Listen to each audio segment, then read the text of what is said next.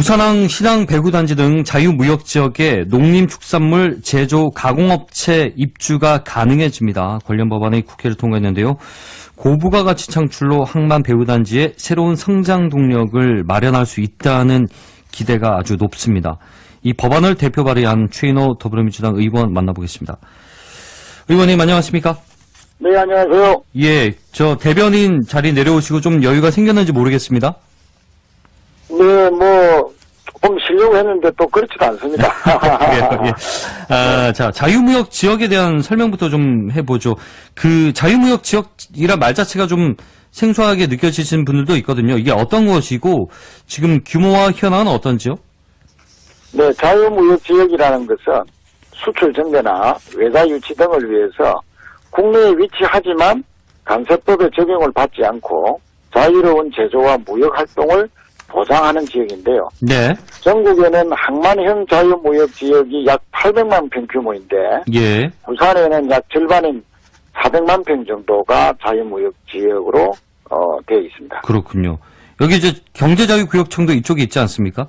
그렇습니다. 그러니까 관련하여 그 규제를 완화시킨 곳 이렇게 좀 그 해석을 하면 되겠군요.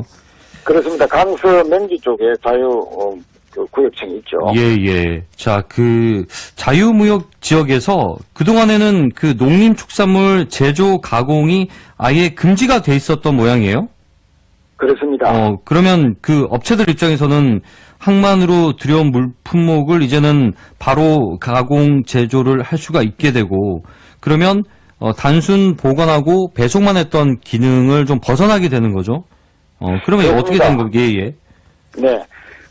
방금 말씀하신 대로 보관 배송보다는 제조를 하면은 부가가치가 훨씬 높아지죠. 일자리도 많이 만들어질 거지 않습니까? 예. 그래서 무역항 주변의 자유무역지대는 항만을 통해서 물류 이동이 편리하기 때문에 네. 가공무역을 활성화하는 데 최적의 장소가 됩니다.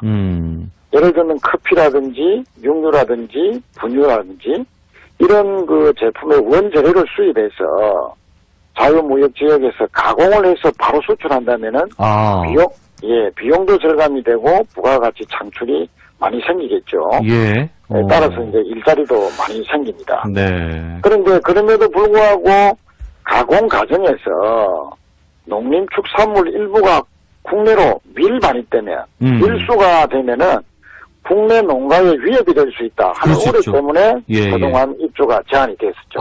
그러면은 밀반입 우려 때문에 그 제조 가공 자체가 금지돼 있었던 거네요? 그렇습니다. 그렇군요. 그러면 이제 가공을 이 자리에서 한다 하면 그 쉽게 얘기하자면 여기다가 이제 공장을 만들어서 여기서 만들고 그렇습니다. 바로 수출할 수 있다. 그렇습니다. 그러면 거기에 들어갈 인력도 필요할 테고 또 관련 산업이 같이 그래서 부가가치가 생긴다 이 얘기네요.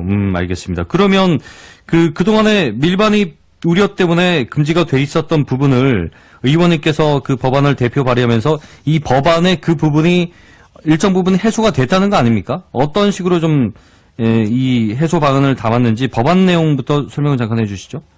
네, 우선 우리 농가의 피해를 막기 위해서 입주한 기업의 생산품 절량을 외국으로 수출하는 조건을 걸고 재고관리 전산 시스템 등 물품 관리 체계를 완비해서 농산물 밀수, 밀반입을 원천적으로 차단시키겠다는 내용이 우선 단계이고요. 예.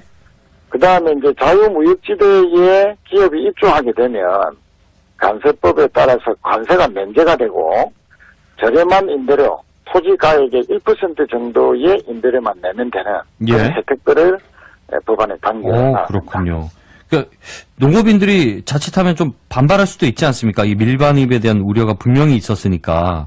네, 방금 말씀드린 대로 재고관리 전산 시스템이나 여러 가지 그 감시 시스템을 완벽하게 구축을 하도록 했기 때문에 농민들의 그런 반발은 거의 없을 것으로 봐집니다. 그렇군요. 알겠습니다. 저희가 언론 의원님 관련한 기사들을 보니까 660억 원의 투자 유치 또 일자리 240여 개 정도의 창출 효과를 이렇게 얘기를 전해 들었거든요. 이 수치는 어떤 식으로 나온 겁니까?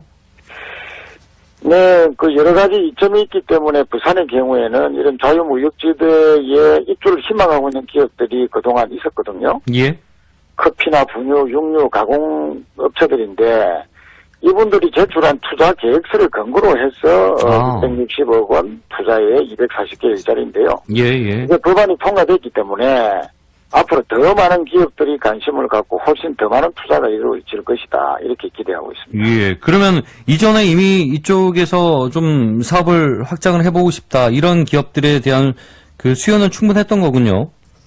예, 충분할 뿐만 아니고, 앞으로 많은 기업들이 또 외국에 있는 기업들까지도 상당히 많은 관심과 또 투자가 있을 것으로 봐집니다. 예. 그러면 뭐 나중에 가덕 신공항 생기고 나면 그 이제 하나의 플랫폼으로서의 연계 효과 이런 것도 기대해 볼 만할 것 같은데요. 그렇습니다. 뭐 29년도에 가덕 신공항 완공을 저희들이 계획하고 있지 않습니까? 예.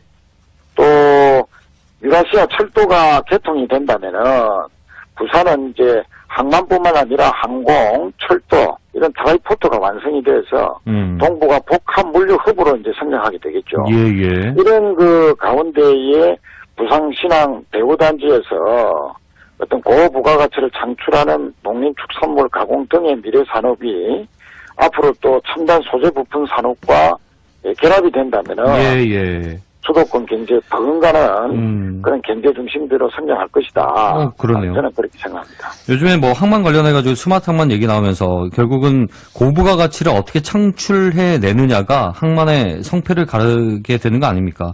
이런 부분에서 아주 기대가 크네요. 알겠습니다. 네. 그리고 이제 좀 다른 얘기 좀 여쭤볼게요. 지금 민주당이 부동산 정책 전반에 대해서 좀 수정을 할 것으로 지금 계속 얘기들이 나오고 있는데 당내 이견이 좀 있어 보이거든요. 예를 들면 뭐 재산세 완화라든지 또 LTV 이런 부분 관련해서요. 지금 당내 분위기가 어떻습니까? 네, 뭐 여러 가지 논의를 하고 있고 27일 날 저희들은 의원총회를 통해서 부동산 정책을 확정 지을 예정인데요. 예, 예. 가장 우선적인 것은 우리나라 세대 중에서 집 없는 가구가 절반이 넘거든요. 그래서 부동산 정책의 가장 우선적인 핵심은 집 없는 분들에 대한 희망을 줄 수 있어야 된다. 예. 그에 대한 대책들을 우선 마련해야 되는 거고요. 네. 또한 우리가 규제 완화 또 규제 강화 뭐 이런 측면들이 있는데 특히 세금과 관련해서는 예. 우리나라 임대주택 사업자가 약 50만 명이 있거든요. 예. 그런데 이분들이 161만 가구를 소유하고 있습니다. 그래서 지금 서울에 있는 모 씨는 한 명이 760가구를 보유하고 있거든요. 한 명이요? 예, 한 명이. 그러니까 우리나라 상위 10명의 평균 보유량이 네. 1인당 528가구입니다. 예, 예. 그런데 이렇게 이제 기하급수적으로 한 사람이 뭐 700채가 넘는 집을 보유하게 된 이유는 세금, 종부세 합산 배제 등의 과도한 혜택이 있었기 때문이거든요. 예. 저는 그래서 이러한 임대주택 사업자에 대한 과도한 혜택을 예. 현실적으로 좀 조정해야 된다.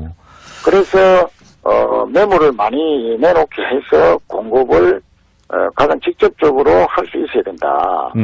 저는 뭐 세제 개혁의 핵심이 바로 여기에 있다. 저는 이렇게 생각합니다. 결국 그 다주택자에 대한 이 혜택 부분 이게 투기제로서 제한을 시키겠다는 거 아니겠습니까? 그렇습니다. 이 주택은 공공재로 봐야 됩니다. 예. 그래서 재산 정식의 수단으로만 보는 그런 투기적 요소에 대해서는 가감한 예.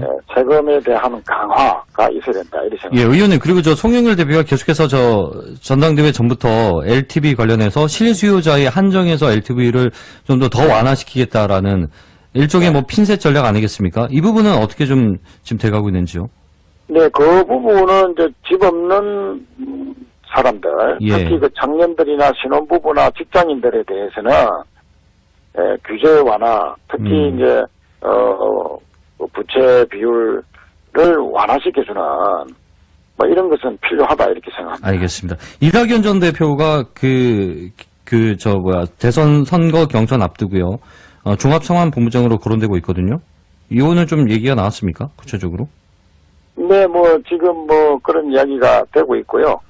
이낙연 전 대표는 뭐 국정 경험도 많고 합리적이고 안정감이 있지만은 예. 그 무엇보다도 우리 가덕신공항을 특별법을 통해서 가능하게 했던 공이 크거든요. 예, 예. 그런 측면에서 부산의 국회의원으로서는 가덕신공항을 앞으로 잘 되게 하기 위해서라도 이낙연 전 대표가 잘 되는 것이 좋다. 그렇게 생각합니다. 이 대선 출마하고 안 하고는 상관없는 거죠? 이 본부장 맡는 게. 뭐 관련이 있습니다. 예. 그러나 가덕신공항을 위해서 제가 옆에서 많이 돕고 있는 거죠. 알겠습니다. 오늘 여기까지 듣겠습니다. 말씀 고맙습니다. 감사합니다. 네, 최인호 의원과 함께했습니다.